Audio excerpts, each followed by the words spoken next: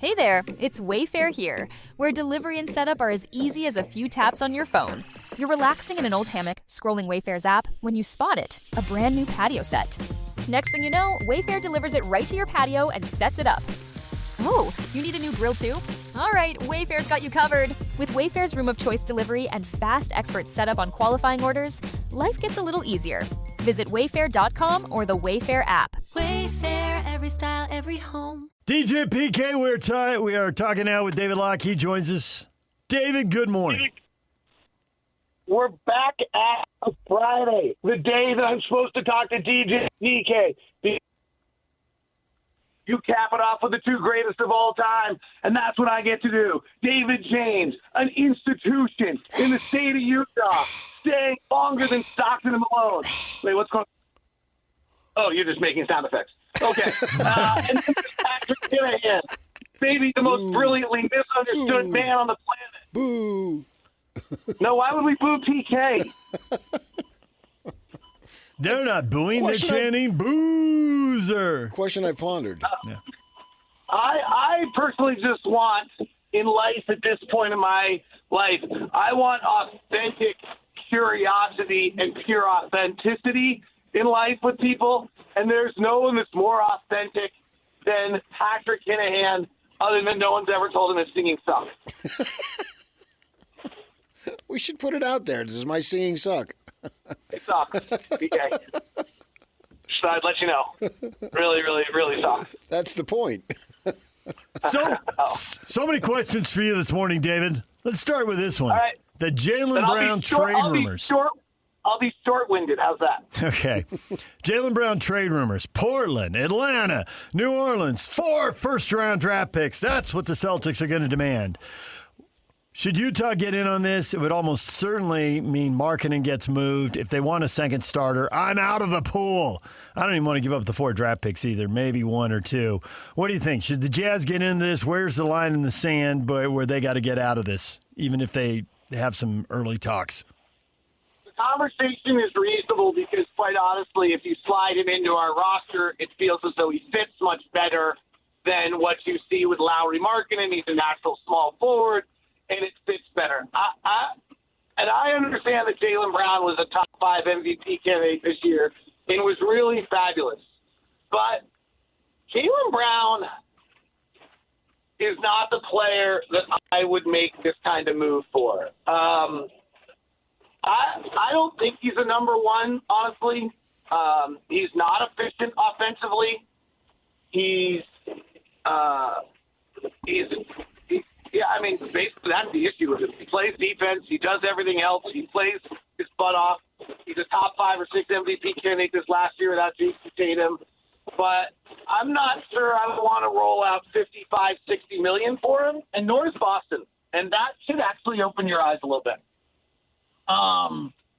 So that's I don't want to disparage a top 6 MVP candidate last year, but Jaylen Brown's one that when you dig into the efficiency numbers, you dig into kind of his offensive profile, you dig into he's not the number 1 that's getting you over the top. And I don't want to say I think he's overrated, but I don't think he's a top 5 or top 10 player in the NBA.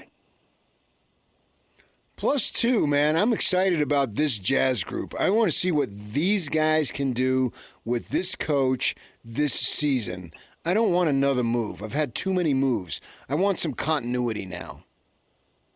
Yeah, okay, so I'm going to just flip to the other side of this argument for a moment. There are some things that are clearly a problem with this roster as it sits right now. And this is the most wonderful thing about what's happened in the Jaren Jackson acquisition and the Darren Peterson drafting, is we can now talk about basketball on a championship level. Right. Okay, if you're going to try to really win 50 to 55 games, this roster has the following flaws, and we can discuss it. And those flaws are: we don't have enough ball handling. Jaylen Brown can handle. We don't have enough self-shot creation. Jaylen Brown can self-shot create. We do not have a perimeter defender on the roster. Jaylen Brown's a pretty good on-ball defender. There are reasons why And there are weaknesses in this current iteration of this roster, even before it plays a game, that are abundantly obvious. And Jaylen Brown does fit all of them. I personally am so obsessed with some of the numbers and offensive efficiency, and I don't think you win with it. I have a number of metrics for those who followed me for a long time called points gained.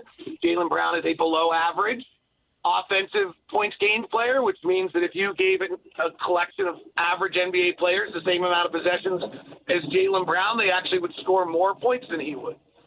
He's just a high-volume offensive player. That is not my preference personally. But on this iteration of the Utah Jazz, we have some pretty glaring weaknesses if we're trying to be a championship team, and Jaylen Brown does address most of them. So it makes sense. I'm just not sure I think he's the guy. And I don't love the number. Let's assume they don't make that deal. And they keep this roster together. The PK and lots of fans weighing in on Facebook were saying the same thing. Hey, this group looks pretty good. Let's see what they can do. What are you adding first? I think it's 12 spots spoken for, assuming Kessler, Peterson would be 10 guys under contract. They'd be 11, 12. You got 3 spots left. How you deploying the roster spots and the money to shore this group up? Yeah, I mean, I think if you need probably a backup center, so that's hopefully Nurk, but not a lot of minutes there. We can talk about that on the side note if you want. I'm trying to be brief today. You need another ball handler. We just don't have enough ball handlers. You actually need more shooting. We don't have very good shooting.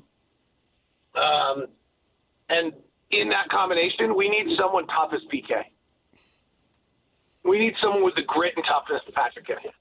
Still not a lot. I don't know if we have toughness, honestly. Like, it's easy to say we don't have it. I've never seen it. Never really asked any of these guys to have toughness either, right? Like, we didn't know that Stephen Castle, maybe we did from UConn, Dylan Harper, Julian Champagny, that these guys had that until they had to. So I guess we'll find out. But as of right now, like, I would like to get somebody on the roster who, as Rudy Tomjanovich talked about, you got to have some guys on the roster that when there's going to be 3 storms a season and they're unfazed.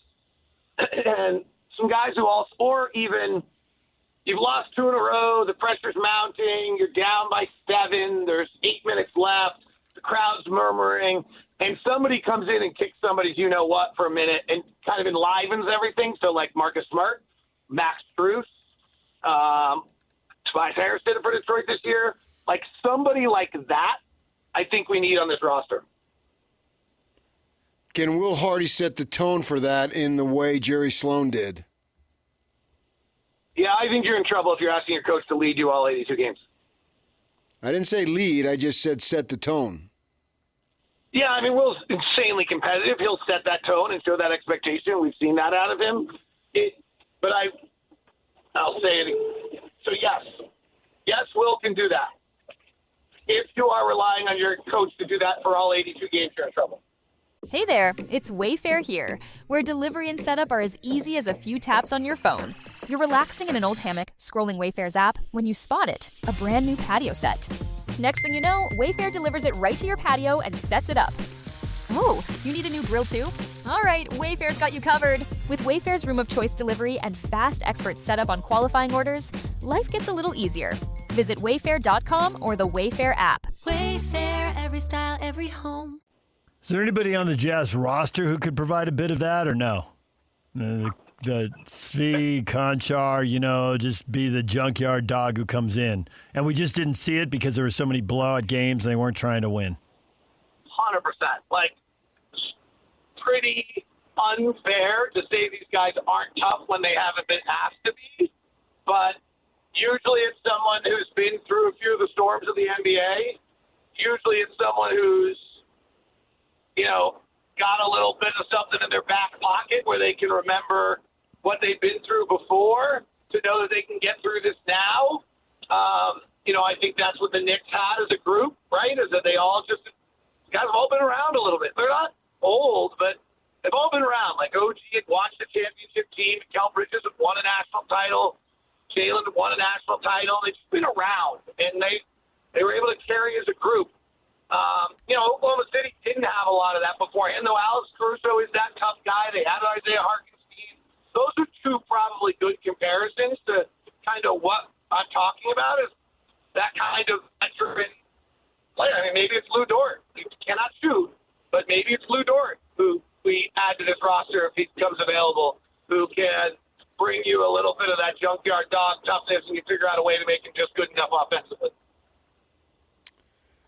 Darren Peterson, I listened to your thing. You're excited about it, as you should be.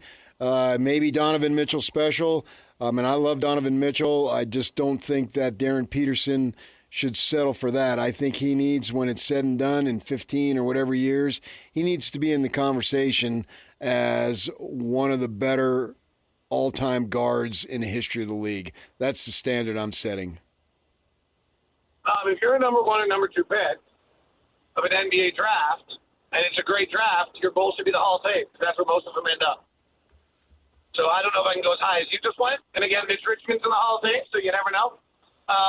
So maybe it's not as great. Sacramento reference for DJ.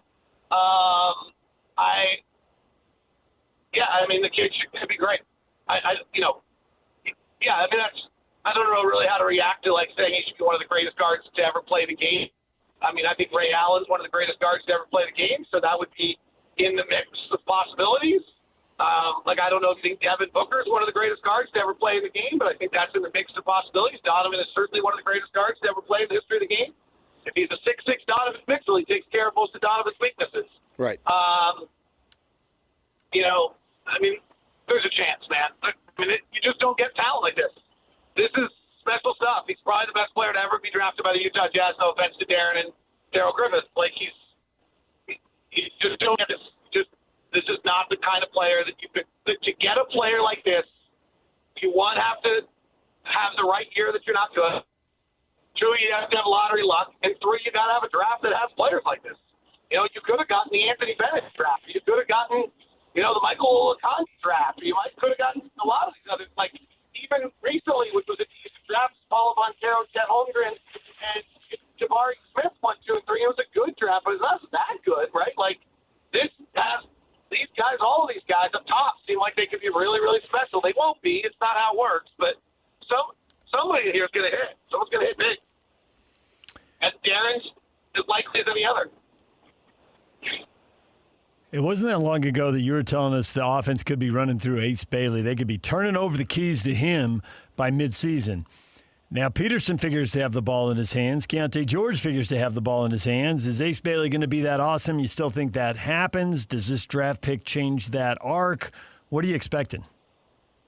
I'm all in on Ace Bailey. I think he's great. And I think maybe more importantly, what has maybe not been talked about enough about Ace Bailey is what Ace Bailey showed us in year 1 is he's about improvement, he's about team, and most importantly, he's about his teammates.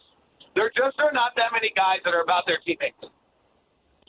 Understandably, the system's not that. PK wasn't about his teammates when he was rising up through the writing ranks and the daily breeze. He was about his great piece every day. Most of us weren't.